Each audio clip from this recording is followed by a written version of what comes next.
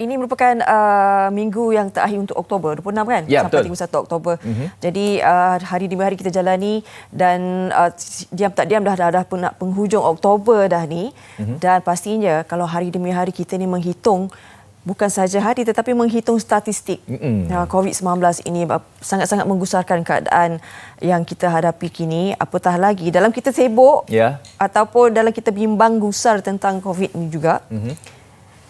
Melihatkan bagaimana keadaan perkembangan politik terkini juga membimbangkan rakyat. Jadi ini yang akan kita bincangkan berkenaan dengan isu yang bermain-main di bibir rakyat Malaysia 2-3 hari ini. Sebelum tu, kita nak menegur dulu berkerut-kerut muka pagi si ini. Pujangga di hujung sana. Ya, sebab kita pun Assalamualaikum terlebih dahulu untuk anda yang bersama kami di MHI, dan kita sebenarnya masih lagi dalam keadaan yang tertekan. Sebab tertekan ini bukanlah tertekan kita stres semua. Level tekanan itu bergantung pada individu. Sebab kita memang dalam keadaan yang kebiasaan baru yang bukan kebiasaan lama. Maksudnya dulu kalau kita boleh berkeluar di majlis walimah, kita boleh berseronok, berpegang tangan. Tapi kini kita dalam keadaan yang serba-serbi terkawal. Dan kita dah pun masuk bulan yang ke-10. Dan ini adalah satu cabaran besar untuk kita untuk mengekalkan momentum norma ini. Tambah pula dengan beberapa kasus tertentu yang memang kita dah terbiasa. Kalau dulu mungkin nikmat di alam kampus contohnya. Tapi sekarang ada yang menyebut sebagai ijazah.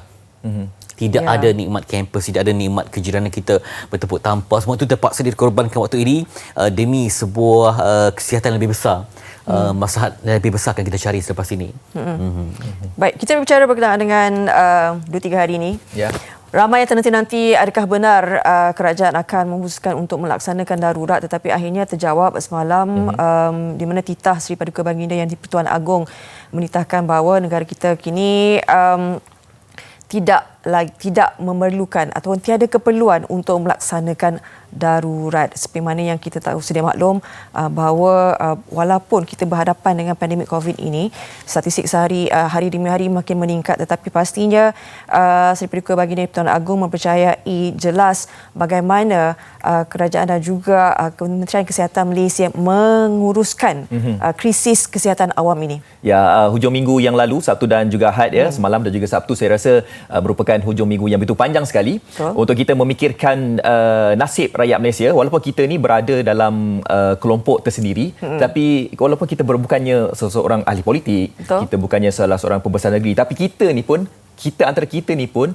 nak mengetahui apakah nasib rakyat kita, nasib kawan-kawan kita, nasib saudara-mara kita. Dan perkataan darurat itu sendiri, Fariha, sebenarnya memang asing untuk kita. Darurat itu sendiri, tetapi tidak di negara luar, kan? Dan darurat itu sendiri juga apabila dikeluarkan pada hari Jumaat tempoh hari, ramai yang mencetuskan keadaan panik juga. Banyak respon kan? Banyak respon. Darurat ni macam-macam lah yang diorang fikirkan, kena ada ketenteraan dan sebagainya, kan? Tetapi perlu untuk kita perjelaskan dekat sini, darurat yang telah pun diketengahkan adalah darurat politik sahaja, Dan semalam kalau kita perhatikan, mesyuarat Raja-Raja telah pun bersidang semalam dan memutuskan, Duli Yang Maha Mulia Yang di-Pertuan Agong juga memutuskan bahawa tiada darurat yang telah pun diperhalusi. Ya, sebab ini bukan isu kecil. Ia melibatkan satu institusi yang amat tinggi di Malaysia, dan ada wajarnya kita mengambil bahagian. Tapi kita sedia arif kalau apa yang berlaku pun ada setengah rakyat ataupun netizen akan menjadi pakar bidang tertentu. Jadi ini juga sebenarnya bagus dalam aspek kematangan ataupun literasi politik, orang mula untuk berbincang. Tetapi jangan sampai melampaui batas. Okey, baik. Kita juga nak tinjau bagaimana reaksi orang ramai ataupun netizen yang memangnya tidak sabar untuk menumpahkan apakah fikrah ataupun pendapat mereka. Okey, antara lain kita tinjau di Twitter. Okey, memanglah menjadi trending semalam Dialog Tuanku, yang mana antara lain Dialog Tuanku ini juga adalah impak kepada keputusan. Okey, Kepada Duli Yang Maha Mulia Seri Paduka Baginda Yang di-Pertuan Agong dan Raja-Raja Melayu membuat keputusan. Jadi diberikan banyak luahan berterima kasih ataupun menunjukkan kasih atas titah telah pun diperkenankan. Okey, ini juga adalah satu cerminan bahawa ia adalah pelengkap kepada apa jua situasi. Maka inilah sebagai semak dan imbang kepada sistem yang kita ada pada hari ini. Jadi saya suka sebenarnya kalau dulu orang hanya menunggu dalam kerangka politik yang berbeza, tapi hari ini orang mengambil bahagian, meluahkan pendapat. membaca. Sebab benda ini melibatkan benda yang amat besar dan juga fakta. Tak boleh kita beri pendapat saja. Betul. Tapi harus didasarkan kepada kajian dan juga pembacaan. Kalau kita main komen je memang akan nampak emosi, tapi kemenangan ataupun hujah yang berdasarkan kepada fakta sajalah yang akan menampakkan kematangan literasi politik. Ya. Dan itu juga sebenarnya mencerminkan bagaimana sebuah negara yang mengamalkan demokrasi berparlimen, demokrasi ini kan. Jadi rakyat Malaysia sebenarnya dalam keadaan sekarang ni dalam keadaan pening kan, dengan krisis ekonomi yang kita hadapi, dengan krisis kesihatan awal yang dihadapi, ditambah pula dengan pergolakan dalam politik dan sebagainya. Ini sebenarnya memberi kesan yang sangat hebat kepada rakyat yang berada di bawah ini. Apatah lagi kita melihat bagaimana politik ini, mungkin ada yang mengatakan bahawa kenapa perlu melihat keahlian sahaja.